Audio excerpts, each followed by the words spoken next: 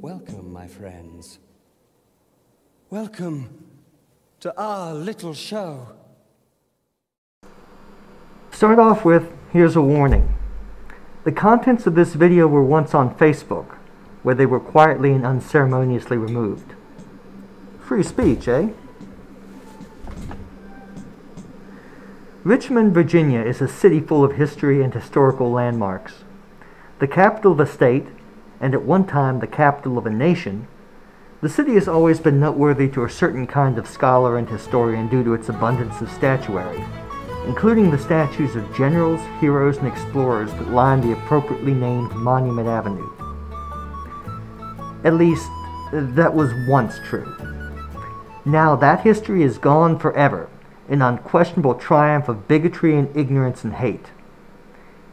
In fact, as I recently did a video on Lord of the Rings where I talked about the orcs, it should be mentioned that the heinous desecrations of those who used the unfortunate death of the petty criminal George Floyd, you can look up his record if you so desire, as justification to commit their own acts of violence, theft, and destruction, is eerily reminiscent of the work of the orcs as described by Tolkien.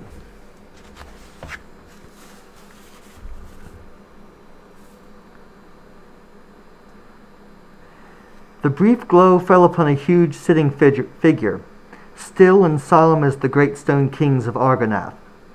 The years had gnawed it, and violent hands had maimed it. Its head was gone, and in its place was set in mockery a round, rough-hewn stone, rudely painted by savage hands in the likeness of a grinning face, with one large red eye in the midst of its forehead. Upon its knees in mighty chair, and all about the pedestal, were idle scrawls mixed with the foul symbols that the maggot folk of Mordor used.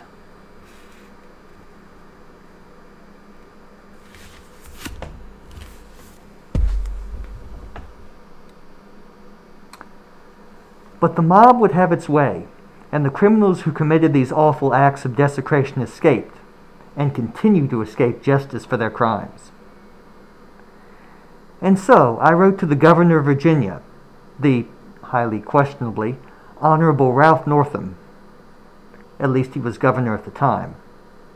And I wrote to others, museums, newspapers, historical societies, Masonic lodges, even Presidents Obama and Trump, for all the good that did. I don't know what I hope to accomplish. To save historical monuments and the lessons they might teach? To fight hatred, bigotry, and injustice? Or perhaps just to save a little sanity in a world gone mad for blood. I was told it was a lost cause, and I was derided by friends of decades for choosing this hill to die on. Dad always used to say the only causes worth fighting for were the lost causes. But I have never been more proud, ineffective and insignificant though my efforts might have been, to serve the cause of good, of equality, indeed of humanity in my entire life, and doubt I shall be again. It was the text of these letters, the letter to Governor Northam and the cover letters that accompanied it, that was quietly excised from Facebook. Gone but not forgotten. These are the words that Facebook would have excised from existence. And perhaps YouTube should do the same.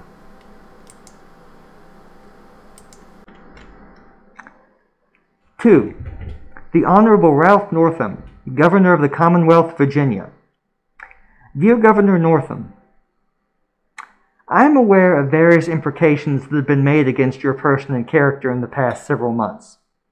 For myself, I'm not in a position to separate truth from political propaganda, at least not until now.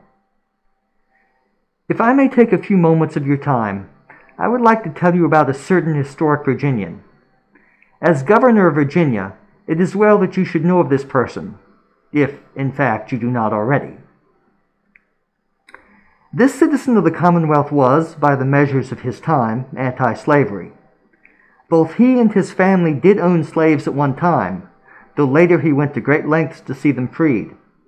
Further, he scandalized his colleagues by insisting to no less an august personage than his president that slaves must be allowed to enlist in the army and thus earn their freedom and that of their family, and that this must be a step towards the eventual freedom of all slaves.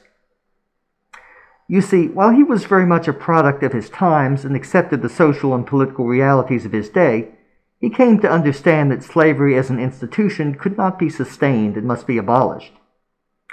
Later on, he was a strong advocate of equality, and as president of Washington College was known to have defended black students in his charge from oppression and harassment at the hands of their white peers, and claimed, something we take for granted today, that blacks were every bit the equal of their white counterparts when it came to learning.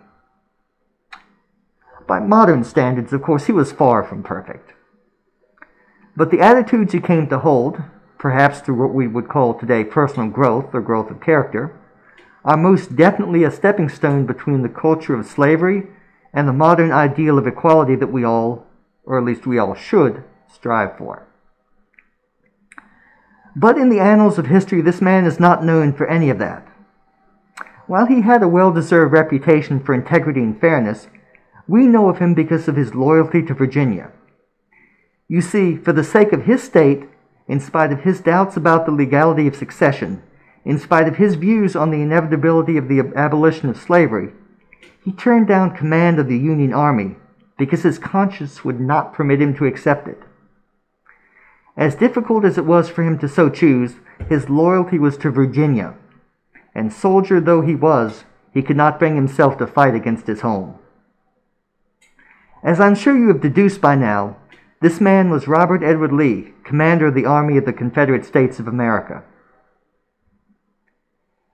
It has come to my attention that his statue, possibly along with others for which Monument Avenue was named, are to be removed. It is well that you should know a little of the man in whose image it was cast. It's a shameful thing, perhaps, but few indeed, be they citizens of Virginia or no, ever display the moral courage necessary to make the decision he made on the eve of war. And throughout history, few soldiers indeed are justly held in so high a regard. You personally may not believe, or may believe, he made the wrong decision. Perhaps he did. I will not judge, and neither should you. But neither you nor I will ever be in a position to do so ourselves. Or at least I most earnestly hope not. The point of this is that what he did for Virginia, for my state, for your state, for our state. Mobs blind with hate and rhetoric and historical ignorance may rail and condemn and spout the propaganda of hate and injustice, and in doing so they may not be entirely without a point. We all want justice, I think.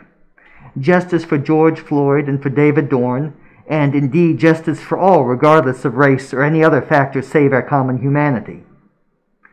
But removing the statue of General Lee, a man who, as far as I can discern, would be on the side of the protesters so long as they behave lawfully, is a slap in the face to anyone who has ever served or sacrificed or labored for Virginia.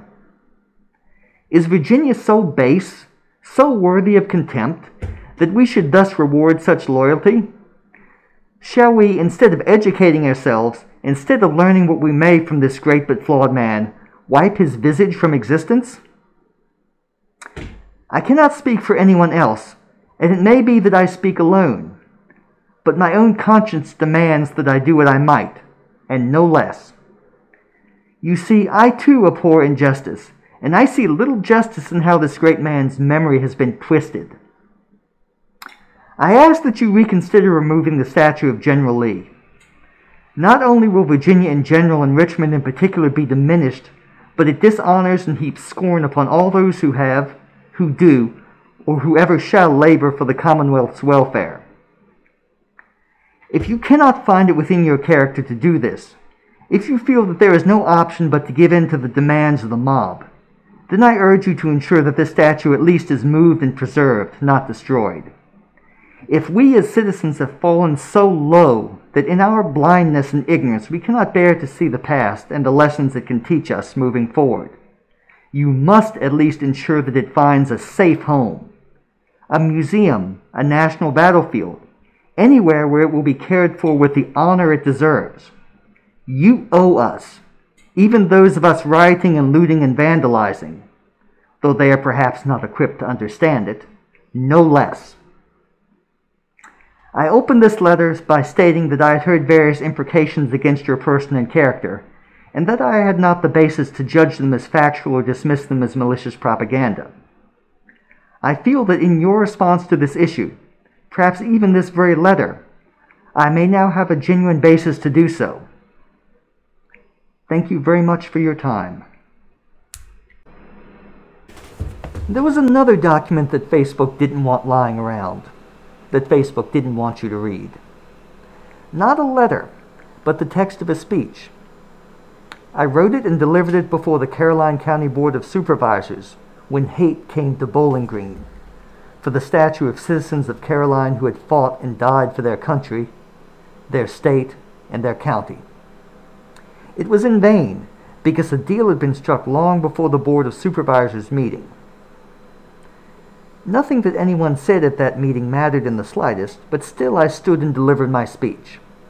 I spoke second, after a woman who was quite rightly pissed because the supervisor for her district had told her in no uncertain terms that some time before that the statue was definitely coming down no matter what.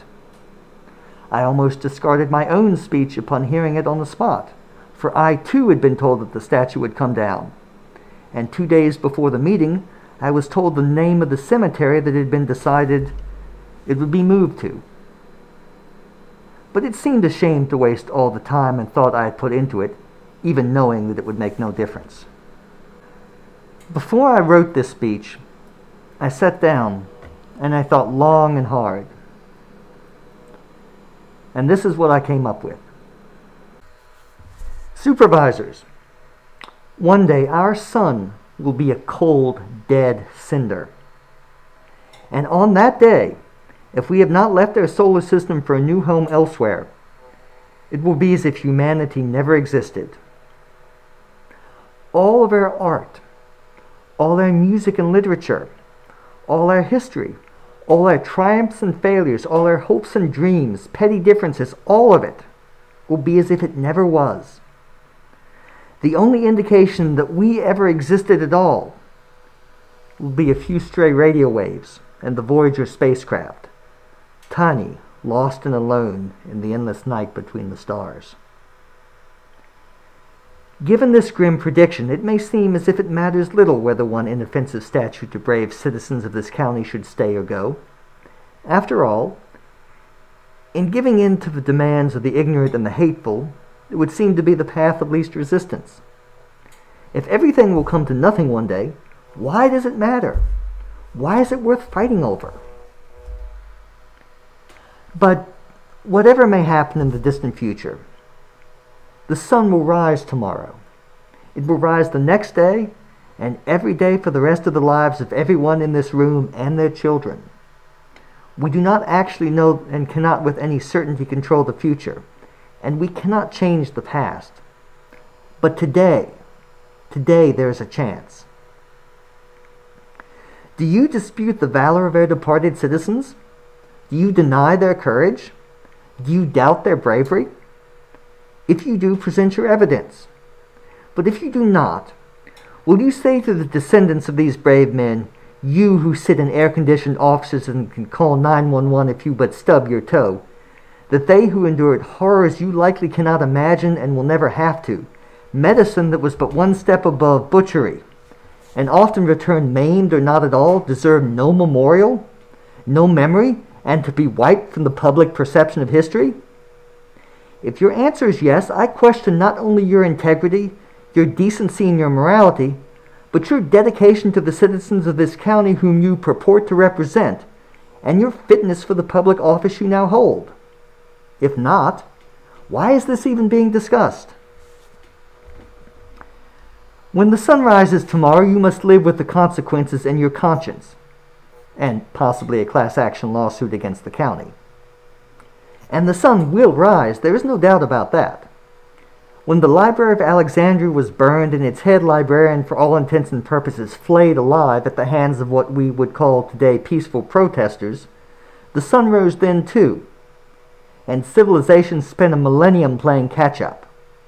It wasn't the end of the world. When it is the end of the world, I wonder, will we deserve the oblivion that may be the fate of our species?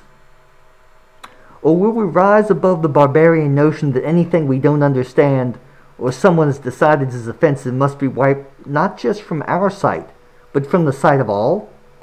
Will we rise above the pettiness and ignorance, hate and contempt for departed citizens of this county that was the genesis of this motion? If we cannot, I say to you that while oblivion may be all the universe permits us,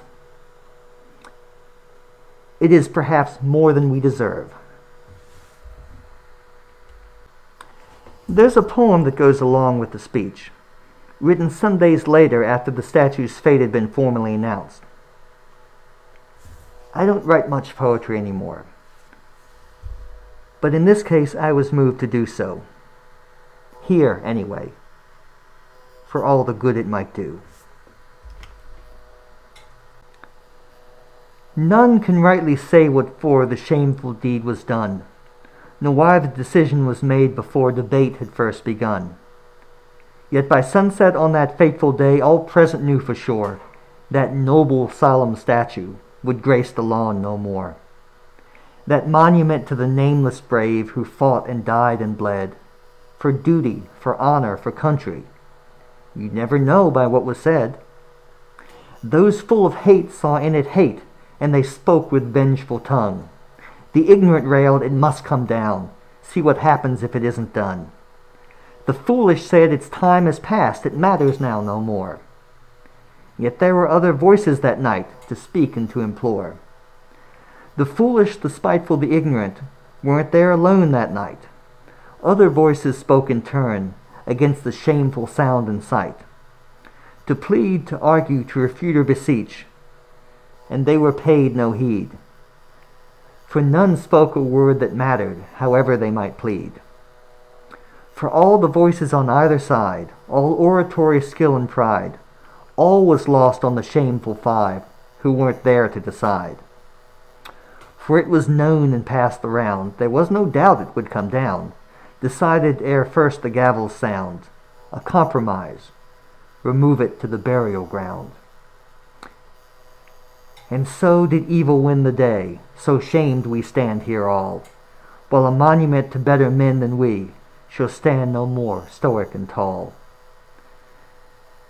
The deed of shame does taint us all, for we have sunk so low, that privileged, spoiled, grown children could have their way, and so history must be wiped away, far easier to hate than learn. We must live in hypocrisy, and pretend time's wheel won't turn. And there can be no more heroes, no noble deeds writ there, lest someone be offended by how poorly they compare. But the tragedy of all this isn't the statues that were defaced, destroyed, or removed. It isn't that petty, ignorant, spiteful people got to decide that because they didn't want to see something, nobody else should be able to see it either. Perhaps it isn't even that, as with the destruction of the Library of Alexandria, the future of all humanity is diminished in ways large and small. No, it's something darker, something more terrible and insidious. You think so?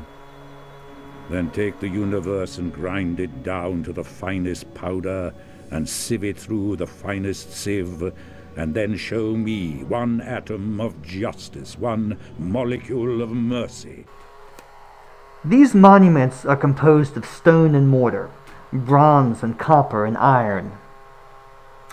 They could be smashed to dust, and indeed have been, reduced to their constituent atoms perhaps. But no one, however much they want to, will be able to extract the tiniest particle of hatred, bigotry, or oppression. Those things were never in the statues to begin with. There's only one place you can find those substances: within a human heart. Art is a mirror, and you see within it only that which is already within yourself.